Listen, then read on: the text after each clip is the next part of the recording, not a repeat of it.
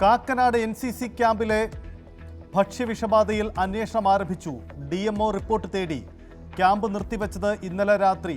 കുട്ടികളുടെയും രക്ഷിതാക്കളുടെയും കനത്ത പ്രതിഷേധത്തെ തുടർന്ന് തീരുമാനം. ആശുപത്രിയിലുള്ള 70-ലധികം കുട്ടികളുടെ നില തൃപ്തികരം.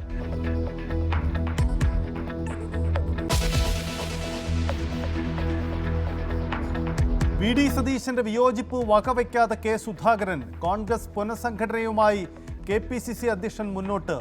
രമേശ് ചെന്നിത്തലയെയും AK ആന്റണിയെയും സുധാകരൻ കണ്ടതും പുനഃസംഘടനയുടെ ഭാഗം.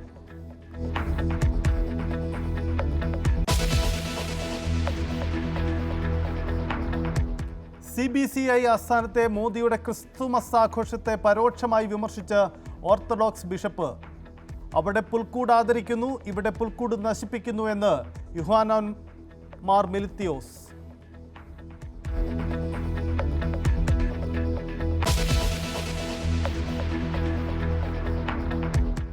വൈകല്യത്തോടെ കുട്ടി ജനിച്ച സംഭവത്തിൽ ആലപ്പുഴ വനിതാ ശിശു ആശുപത്രിക്കെതിരെ പ്രതിഷേധം ശക്തം. ആശുപത്രിക്ക് മുന്നിൽ സമരമിരിക്കാൻ കുട്ടിയുടെ മാതാപിതാക്കൾ. ആരോഗ്യവകുപ്പ് പറഞ്ഞു പറ്റിച്ചെന്നും കുട്ടിയുടെ അമ്മയും അച്ഛനും.